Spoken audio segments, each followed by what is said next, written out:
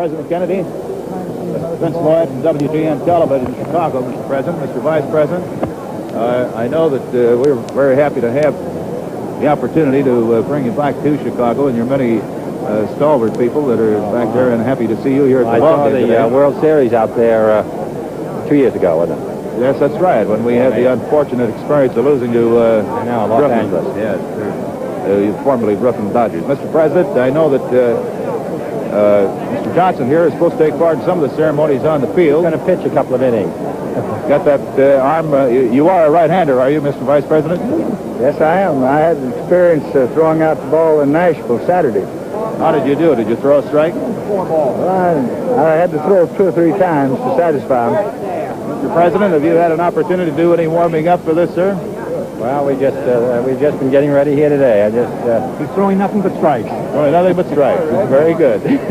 Well, we certainly hope that you have good luck here this afternoon. I know that it's been difficult for you in previous years to get out here and see many ball games. We were very happy to notice the condition of the ballpark. It's in very fine shape. They've done some good work with it. And I know, too, that baseball, among many other sports, is one of your favorites. Well, we're delighted to be here. Just for a moment, Mr. President, I'd like to have you talk a little bit about the physical education plan that your administration is backing. We feel very strongly about it, of course, back in Chicago. Well, we have Bud Wilkinson, who's the coach at the University of Oklahoma, who is working now. I must say that I feel it important that we get not be a nation just of spectators, even though that's what we are today, but also a nation of participants, particularly to make it possible for young men and women to participate actively in physical effort, sports. We're just as strong as we are physically and mentally, so that I'm a strong believer in that kind of a program for our people. Well, you live up to that personally, too, in your own life. Well, I've been interested in sport, and I think that we want to make sure that everyone has a chance to develop that interest. In our field of television, we feel they should be doers rather than just viewers. That's right. I know you're looking forward to this season here with the new Washington Senator Ball Club. Have you had an opportunity to study that lineup at all? Well, we've just been looking at it and discussing it. They look in pretty good shape. Well, we see some of the fellows. Danny O'Connell down there. Of course, Billy Klaus is from the Chicagoland area originally. And Dale Long. He played with his... Klaus, of course. Danny O'Connell has been with the Giants and the other ball club. Billy Klaus comes from right around our area. Dale Long, who last year was with the Yankees the latter part of the season, and was drafted. Dale holds one of the most enviable records in baseball. He hit 8 home runs in 8 consecutive games in 1956 with the Pirates. That's right, when he was with the Pittsburgh Pirates. And after that, he came to the Chicago Cubs, and then last year had the opportunity to be with the Yankees towards the latter part of the season. Dave's in the White House here, but he's the greatest baseball enthusiast I know. Thank you, Mr. President. We're here today rooting for a Boston boy, Donovan, and we're just hoping to keep that sinker very low today and pitch a shutout. I'm sorry, but I wish I knew your last name, sir. Would you introduce Dave Howard. Oh, yes. Well, I was talking with Donovan a few minutes ago and asked him about his last time out with the ball club before this game, and he had pitched 9 innings, and I think he said the ball club won 10-2, and he feels in real good shape, and he's delighted to be here. Yes, his record last year was 6-1. You do know but he has had some good records. He was 16-6 in 1955, and he's won 15 and 58 and 56. And do you follow all these baseball players that closely? Well, now that we're in Washington, we're working mostly on our constituents in the 50 states, and we get out to see a ball game occasionally. Well, you must be quite an avid fan to know those figures that well, too. Thank you very much. Sure.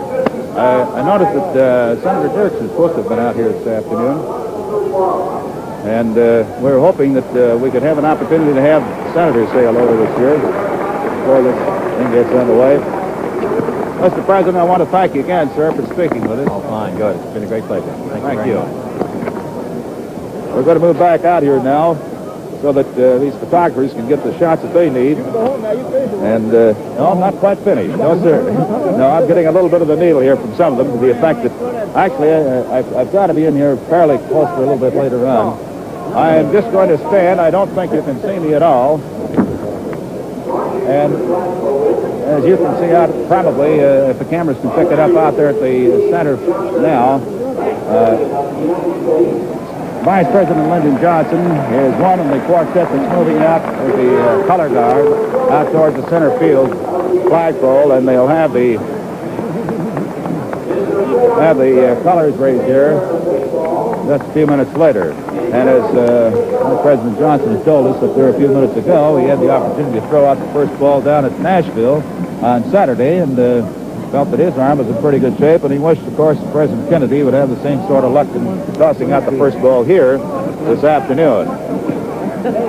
We still have seen no part of Senator Dirksen, who is supposed to be in the presidential party here this afternoon. There's some more dignitaries seated down below. Hey, Doc. Dr. Hubert Humphrey is supposed to be out here. Secretary of Labor Arthur Goldberg is to be here. Senator Hubert Humphrey from Minnesota and his son is supposed to be out in attendance here this afternoon also. The Secretary of the Interior, Mr. Udall, is supposed to be here, along with Representative Halleck of Indiana and Senator Dirksen. Senator Mike Mansfield is supposed to be on hand here also, and I suspect that they'll be along with the Press Secretary, Pierre Salinger, and the Postmaster General, Mr. Day, is also supposed to be in attendance here this afternoon. And during the ball game, I'm sure that our Channel 9 cameras will pick up all of the dignitaries that are here, and we'll have an opportunity to point them out for you and identify them for you individually here throughout the afternoon. Actually, we have been very, very fortunate in the break in the weather that occurred here, because as we told you at the outset of the program, it looked for a while as though they may have trouble getting this ball game on. I am trying to peer over these photographers to look up into our booth over behind the third base line, where I see Jack Brickhouse and Jack Jacobson and Jack Rosenberg also here from our crew, to find out whether or not how far along we should be, because right at the moment I can't see a watch. Hi, Dick Dozer is here. How you doing, Dick? Hold that up. What is it? About 21 after? That's what I have. I hope it's correct, then. Dick, there's the national anthem.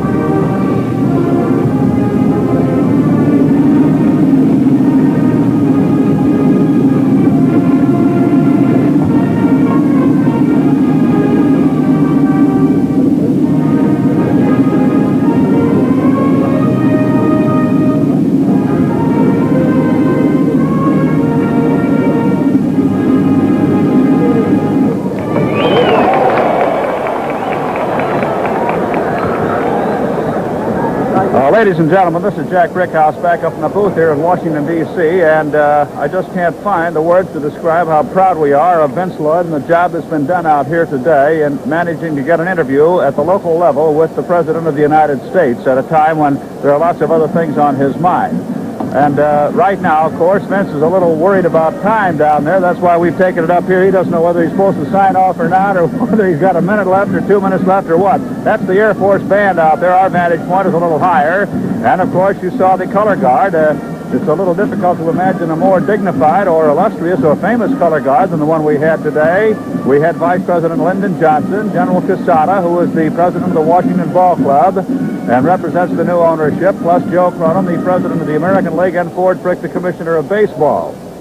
Now, we're going to watch the President of the United States throw up that first ball in a minute here. William Howard Taft started that presidential custom of throwing out the first ball back in 1910, and President Kennedy then becomes the 9th chief executive to get our national pastime off and running.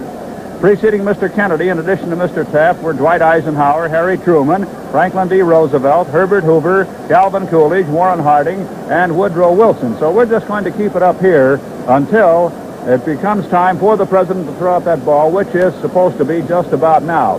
Actually, the President arrived 2 minutes ahead of schedule, and I don't mind telling you that threw things into a dither, because, believe me, things are supposed to go off on split-second timing in a situation like this. I wish I had time to tell you the tremendous effort that have went into such a simple appearing thing as an interview. But when it's an interview with the United States President, That means you have to go through more security than you ever dreamed possible. Also, you have to have friends in a spot like this, and I'm going to talk about that a little bit later on. I just want to say one thing, that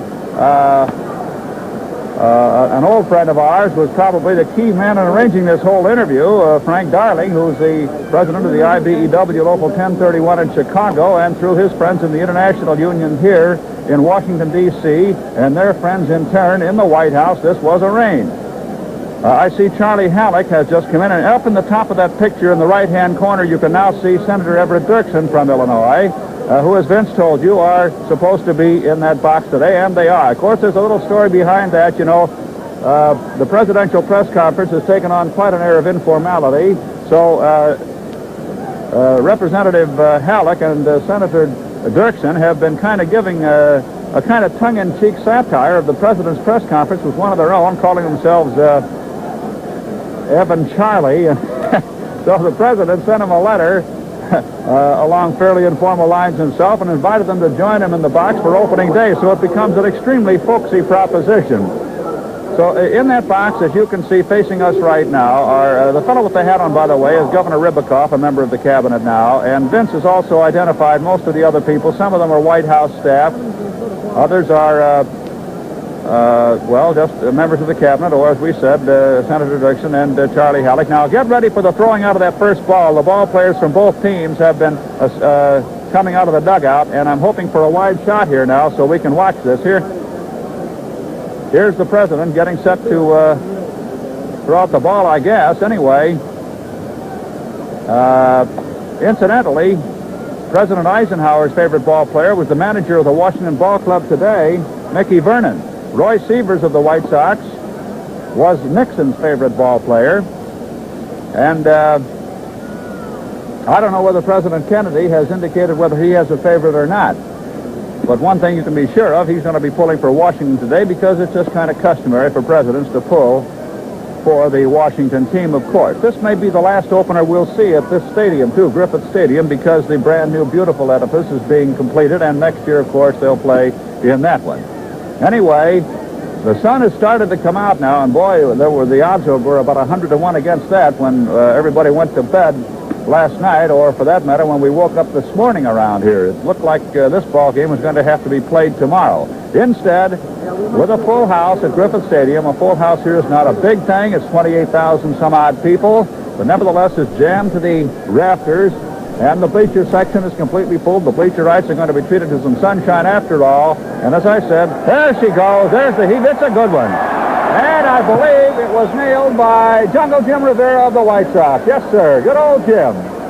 There goes Jungle Jim. Back up now.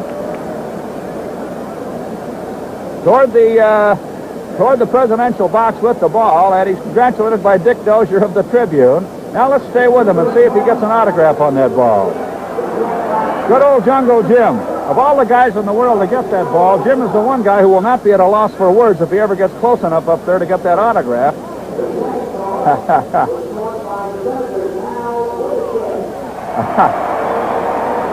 Now Rivera is imploring the president to autograph the ball for him.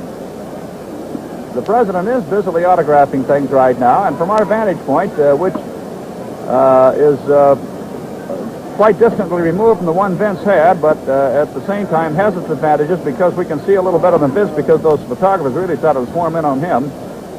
We can see that Mickey Vernon is standing up next to the president now. Al Lopez, the White Sox manager, is due up to shake hands with him. A second ball was thrown out, and Hal Woodishick of the Senators got that, the pitcher. There is a handshake with Vernon and probably an autograph from the president. And as you can see, this place is just swarming with photographers and reporters, and let me tell you something else, security men. Boy, if you think the Secret Service isn't here, I'll tell you, man alive. The Secret Service, by the way, and I don't think this is any big secret, wears some identifying insignia in their lapels. It's a star. The star is pretty well displayed around this ballpark today. Boy, you go through the kitchen, you go up in the elevator. I guess Jim must have gotten the autograph. It was handed up because he's coming back to the dugout, and he looks about as happy as a fella can look. A handshake from Nelson Fox. And Ted Lepsio and Bob Shaw and Tony Cuccinello are near him. Now watch old Jungle Jim give a few speeches this summer about how I caught the ball thrown from the President of the United States. Well, we're about ready to go with the ball game. We're just as proud as we can be of the pregame show today. Vince, it's going to be impossible to ever top that leadoff man. Vince is back up here now. I don't know where you can go from here with a leadoff man program. From here, I guess. I have a hunch that since this one is videotaped, you can catch it later on today. Anyway, Jack Brickhouse and Vince Lloyd will be back with you in just a moment at Griffith Stadium for the season's opener.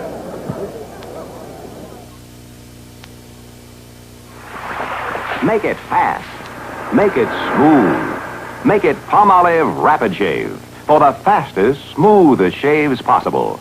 Watch as water skier Mike Osborne shows how Rapid Shave super soaks and super softens even the toughest beards. The reason? Rapid Shave holds millions of tiny liquefying drops, each loaded with 17 beard-softening ingredients to super soak and super soften every single whisker. Result? Faster and smoother shaves. So, make it fast and make it smooth. The fastest, smoothest shaves possible. Use Rapid Shave in the morning. Get Palmolive Rapid Shave.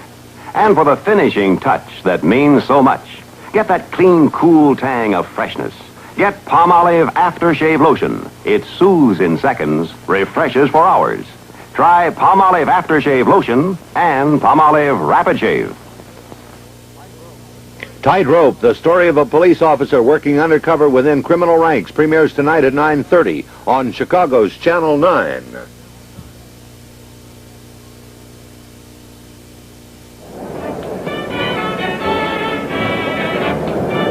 Direct from Griffith Stadium in Washington, D.C., it's the first game of the season for Chicago's White Sox, brought to you by Hamm's, the beer refreshing from the land of sky blue waters. The R.J. Reynolds Tobacco Company, makers of Camel cigarettes. And First Federal Savings and Loan Association of Chicago, the 1 at 1 South Dearborn.